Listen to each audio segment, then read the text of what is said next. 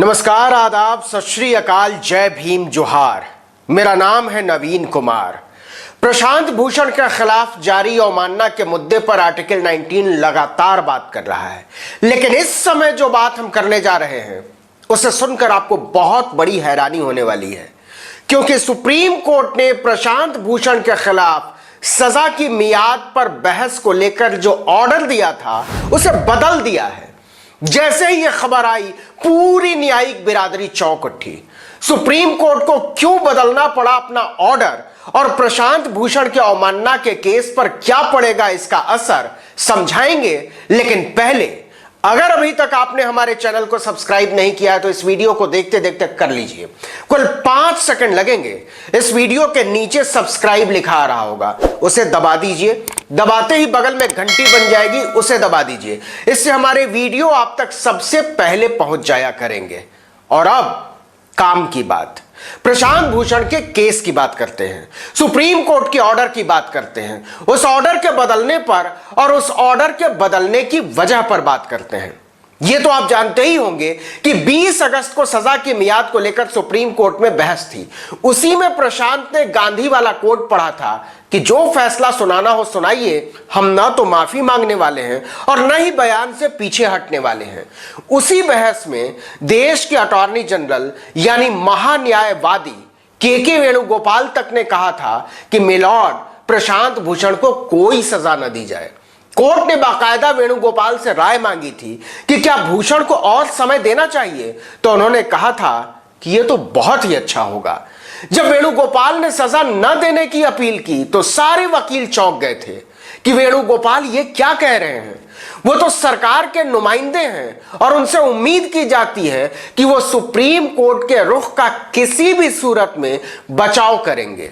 खैर, बात आई गई हो गई, सब खुशी खुशी कोर्ट से बाहर निकले। लेकिन जब ऑर्डर सुप्रीम कोर्ट की वेबसाइट पर आया तो वकीलों की आंखें चौड़ी हो गई, क्योंकि वेणुगोपाल का नाम ऑर्डर की कॉपी में नहीं था। यह देखिए ऑर्डर की कॉपी, जिसमें पेश हुए सारे वकीलों का नाम है। पहले नंबर पर सीनियर एडवोकेट दुष्यंत दवे, दूसरे नंबर पर राजीव धवन, तीसरे नंबर पर एडवोकेट ऑन रिकॉर्ड कामिनी जायसवाल, उसके नीचे नेहा राठी का नाम है, फिर खुद प्रशांत भूषण का, उनके बाद प्रशांत उदय सिंह का और एस प्रसन्ना और फिर हेमा लॉरेंस। ठीक से देख लीजिए, ऊपर के कोने में रोमन में सेक्शन 17 लिखा है। इसका मतलब यह निकाला गया कि कोर्ट ने के वेणुगोपाल की उपस्थिति को संज्ञान में ही नहीं लिया, उन्हें किसी भी पक्ष से नहीं माना। फिर उन्होंने कोर्ट से प्रशांत भूषण को सजा न देने की अपील किस हैसियत से की, यह सवाल उठा। अटॉर्नी जनरल बनने के साथ ही वकील पर यह शर्त लागू हो जाती है कि आप सरकार के अलावा किसी भी मामले में न पेश होंगे न पैरवी करेंगे। सवाल उठा कि प्रशांत भूषण के मामले में वेणुगोपाल ने यह परंपरा तोड़ी है या सुप्रीम कोर्ट के ऑर्डर में भूल हुई है, या कोर्ट अधिकारी गलती से वेणुगोपाल का नाम लिखना भूल गए।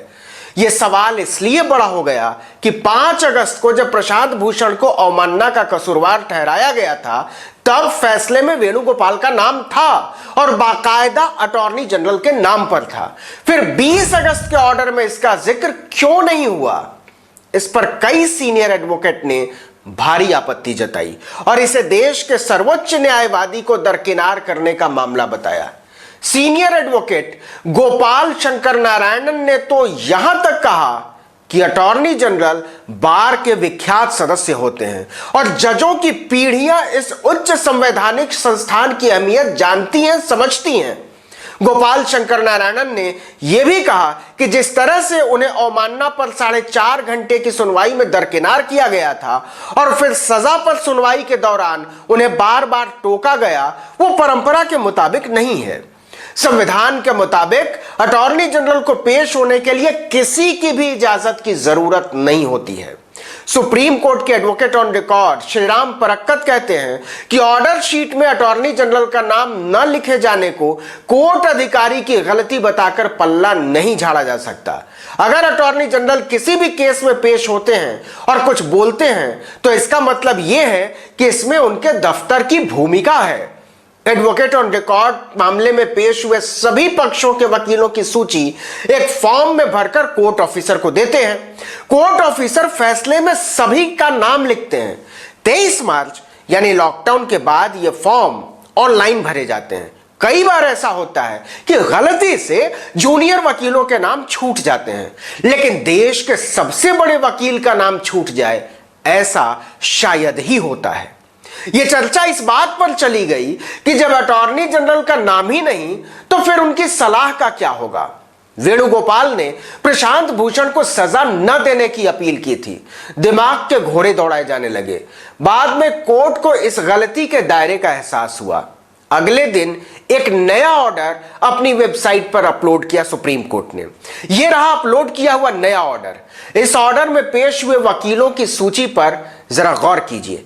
पहले ही नंबर पर के वेणुगोपाल का नाम है और उनके नाम के साथ बाकायदा लिखा हुआ है अटॉर्नी जनरल। अब इसी पन्ने के ऊपर दाहिनी तरफ देखिए, रोमन में सेक्शन 17 के ऊपर लिखा है रिवाइज्ड, और रिवाइज्ड को बाकायदा अंडरलाइन किया गया है। रिवाइज्ड मतलब संशोधित, सुधार किया हुआ, बदला हुआ। इसका मतलब यह हुआ कि के वेणुगोपाल ने जो कोर्ट में कहा है उसे ऑन रिकॉर्ड माना जाएगा। और उन्होंने कहा था कि प्रशांत भूषण को सजा न दी जाए। अपने बयान में संशोधन करने के लिए प्रशांत भूषण को और समय देने में भी के वेणुगोपाल की सलाह की भूमिका थी। तो अब क्या होगा? अब यह होगा कि के वेणुगोपाल की सलाह पर सुप्रीम कोर्ट गौर करेगा और 25 अगस्त को जब बेंच बैठेगी और प्रशांत भूषण के रुख के मद्देनजर तमाम कानूनी रास्तों की पड़ताल करेगी तो उनके निगाहें अटॉर्नी जनरल की तरफ भी रहेंगी।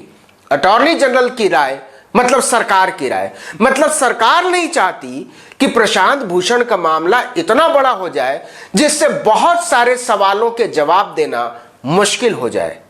तो इंतजार कीजिए कि अदालत की अवमानना के इस ऐतिहासिक मुकदमे में अंतिम फैसला क्या होता है और अंतिम तारीख कौन सी होती है, क्योंकि इस बात पर भी सुनवाई चल रही है कि यह अवमानना के दायरे में आता भी है या नहीं।